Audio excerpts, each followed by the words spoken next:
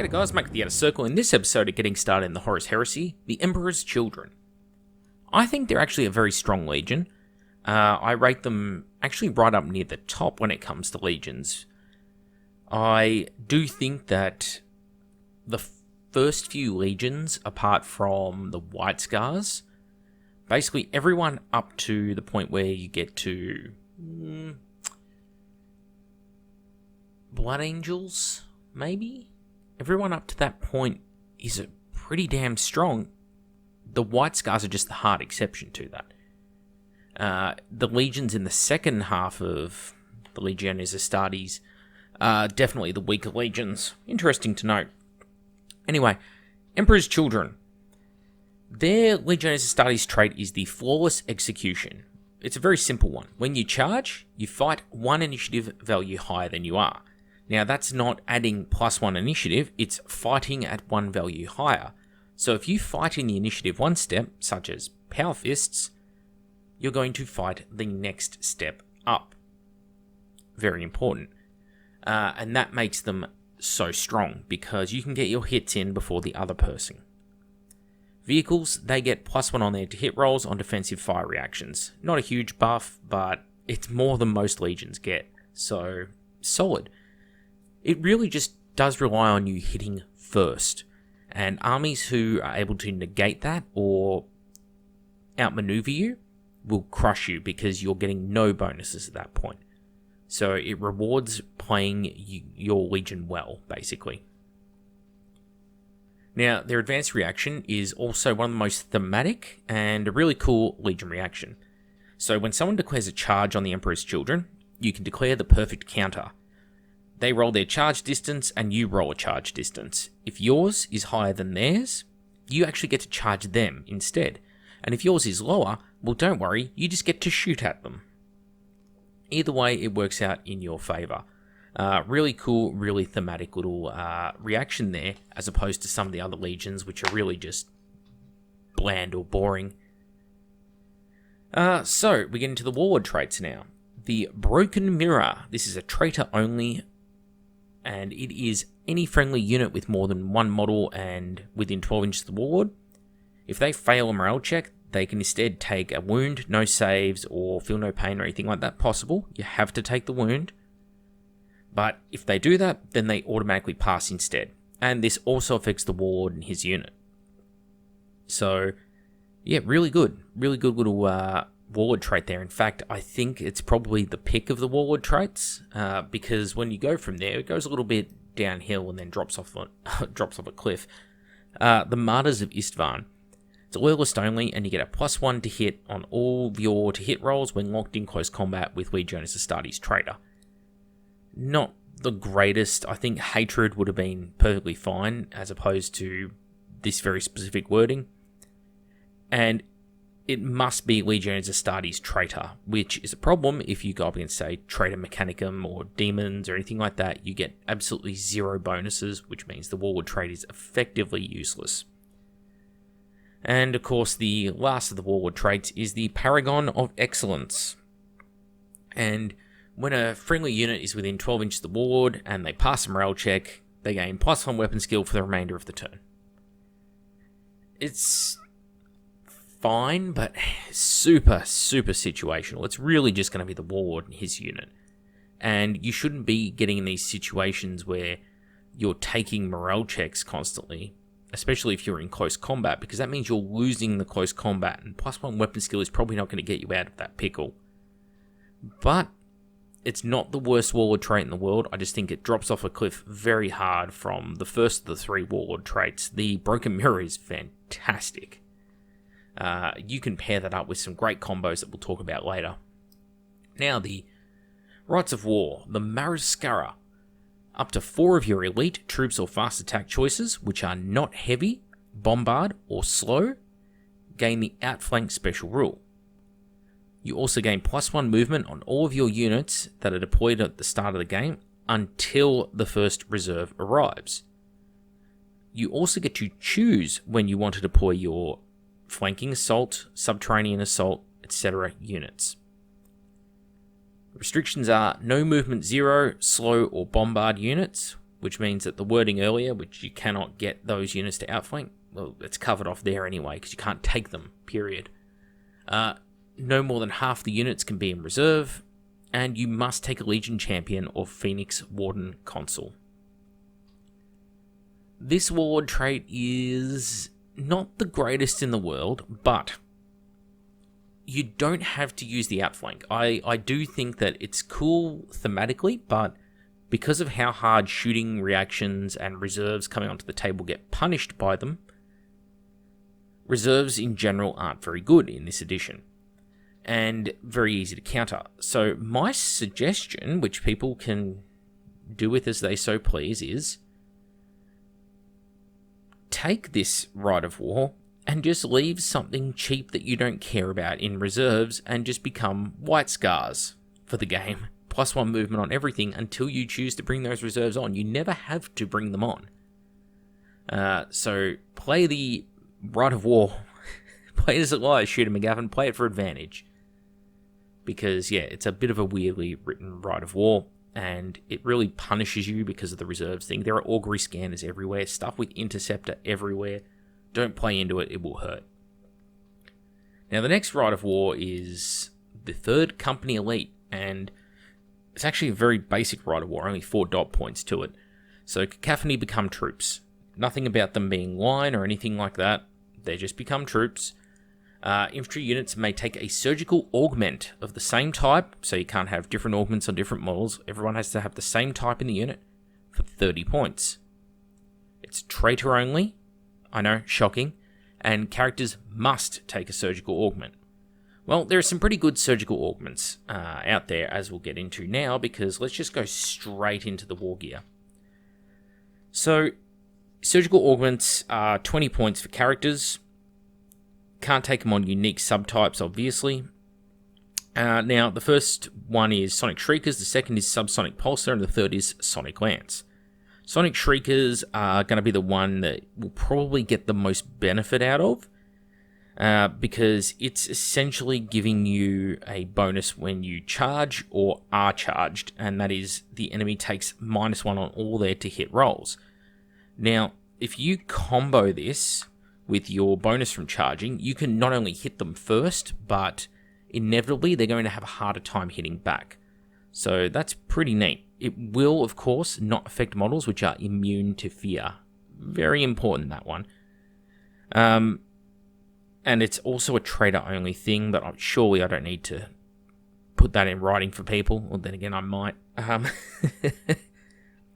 Subsonic Pulsar is something on the surface I was like, oh, that's kind of cool. Which is a model that has that upgrade, and any unit it joins ignores the penalties to leadership and ballistic skill imposed by the night fighting special rules. Yeah, okay, but the problem here is an augury scanner is way cheaper and very easy to get. And the units you're going to probably put an augury scanner on are, well, funny enough, units which have lots of firepower, and they're the ones that are going to be most affected by night fight. Therefore, you know, it's sort of double dipping, and this is a very expensive upgrade, so why would I do it? Lastly, the Sonic Lance. It's a terrible weapon. Template, Strength 2, Assault 1, Breaching, 6+, Pinning. You're just fishing for 6s with it, you really are. If you can hit 6 models, great, you got a chance of killing one of them and causing a pinning check, but is that worth 20 points? Fuck to the no. Alright, Phoenix Pattern Power Weapons. These are swords and spears, basically, power sword, power spear. They're melee, as you'd expect. The only difference is they're gaining Murderous Strike, essentially, over the basic variant of that weapon. On the Phoenix Power Spear, it's Reach 1, and you're gaining Breaching 6+. So you can hit very, very fast with a Phoenix Spear. They're not very good weapons, though. Yeah, I think I liked them more in the previous edition, but it's cool that there is both a sword and a spear version of them, and Murderous Strike will do work for you if you can get it to go off, but Murderous Strike 6+, I suppose. It is still competing with, Paragon weapons, and they are, of course, better. Last up in this section, we have their own custom consul. So they have what they call the Phoenix Warden. 30-point upgrade, and you get skill unmatched and living icons. Now, skill unmatched it's a bit of a word soup. So it's done in the initiative 10 step of the close combat, and you pick whether you're going to do a perfect guard, perfect strike, or perfect fury. So perfect guard, you count as being one weapon skill higher than you are for the enemy when they're rolling to hit you, but you lose an attack. Or you can go perfect strike, where you count as being one weapon skill higher for when you roll an attack, but you lose an attack. And you can take a perfect fury, which is you gain an additional attack, but you get -1 to your weapon skill. So I don't really like skill unmatched. I think trading your attacks to, I guess the best time to use it would be to sabotage an enemy unit, but you only want to be doing this and to gain the full effect of this if you are in a unit which is, say, weapon skill 5, and you can make it so the enemy who might be weapon skill 5 is going to struggle to hit you. But if you're attacking an enemy who's weapon skill 5 and you're in a weapon skill 4 unit, you haven't really handicapped them too much, because they're just going to hit you on 4s instead of 3s. I mean, it is an effect, but I don't know. He also counts as a living icon, so he gives you a +1 to your combat resolution for him and his unit. Yeah, okay. It also affects out to a 6-inch radius, so that's something. But honestly, the only reason you would take this at 30 points is because he gets an Iron Halo and a Phoenix weapon for free. And that's not too bad. I still think the Legion Champion is probably a better console for these guys. So let's go on now and look at the elite units, and it's a bit over the place. So Phoenix Terminators. Phoenix Terminators are 35 points each, so the same cost as a Cataphractii Terminator. So for 5 points more than Tartarus Terminators, what do you get? Well, you lose all of your ranged weaponry and all your ranged weaponry options. That's it, gone forever. You've got no Chain Fists, no Melter Bombs, no Power Fists, anything like that. So what the hell are you getting? You're getting Phoenix Spears, you're getting Stubborn at Leadership 9 if you've got the Sergeant alive, you're getting Weapon Skill 5, you're getting the Skill Unmatched special rule, which as we just discussed is kind of not great, because if you use, say, count your weapon skill as 1 lower on the enemy, they're going to be hitting you on, 4s if they're a weapon skill 6 unit, or they're going to hit you on 5s if they're a weapon skill 4 unit. But unfortunately, you're going to be down to 1 attack per model, which is also known as not good. They have the Living Icon special rule again, so all the things that the console did, this squad automatically does. You can take them as a retinue, and I think that's where their strength lies. Take them as a retinue, give them a banner, as you can do, and use them to score an objective and kill enemy power armor. That's it. If these guys even get a whiff of an enemy Terminator, run. They will murder you. No amount of skill unmatched will make up for that lack of skill that they have when it comes to fighting them, just down to the war gear and the weaponry. And relying on 5+ invulnerable saves is not great. The Phoenix Terminators have their place. They are like a weaker version of the Death Shroud. They are awesome at providing that distraction unit, getting into the back line, causing grief. But they are most definitely not a unit that can go toe-to-toe with any of the other Legion Elite special units. Except maybe something in, say, power armor, like, I don't know, Templar Brethren. There you go, Templar Brethren, they can fight one-on-one. But in both situations, neither they nor Templar Brethren should be taking on other Terminators, because they will die a horrible, horrible death against other Legion Terminators. Then we get to the Palatine Blades, and I've got a problem with this squad. 165 points for the first 5, 28 points, 2 points cheaper than Tartarus for the rest. Getting counterattack, Chosen Warriors, Skill Unmatched, and Weapon Skill 5 for a bolt pistol enchantable weapon compared to a Tartarus Terminator is not a great exchange. I would rather the 2 additional points and just have a Terminator which has an invulnerable save and actually has some staying power and actually has some decent war gear. Because these guys do not. Yes, you can upgrade them to power weapons, you can upgrade them to Phoenix Spears, but you upgrade these to a power weapon, you're at 33 points, and you've got still less war gear than a Tartarus Terminator. Yeah, sure, they're weapon skill 5, but you know what else is weapon skill 5 and can take power swords? Legion Veterans, and Legion Veterans with power swords are 10 points cheaper than these guys. Is counterattack 1 and skill unmatched worth that? I would argue it's a hard no.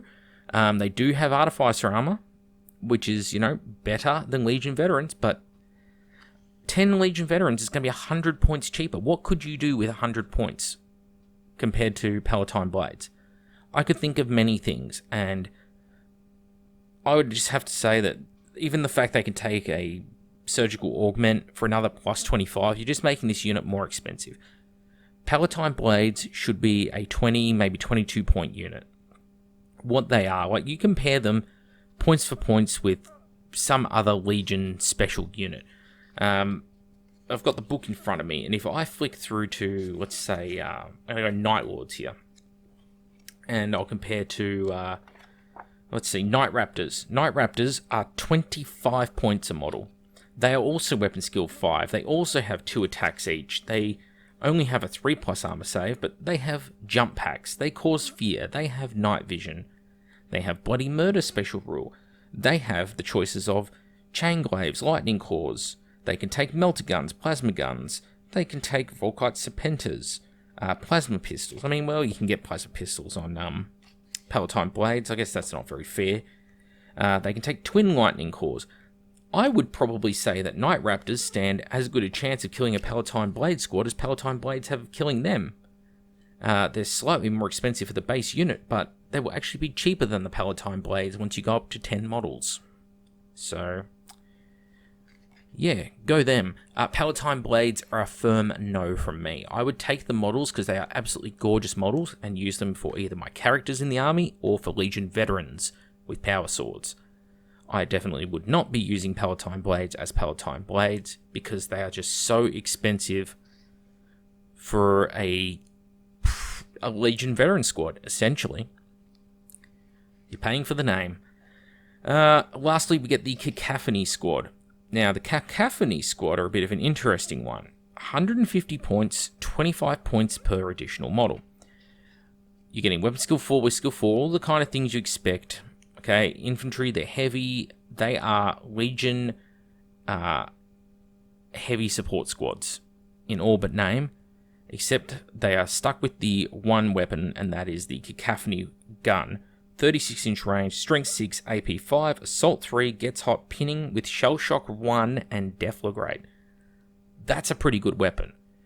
It is going to cause pinning because it has enough shots. That's a good 30 shots for the squad.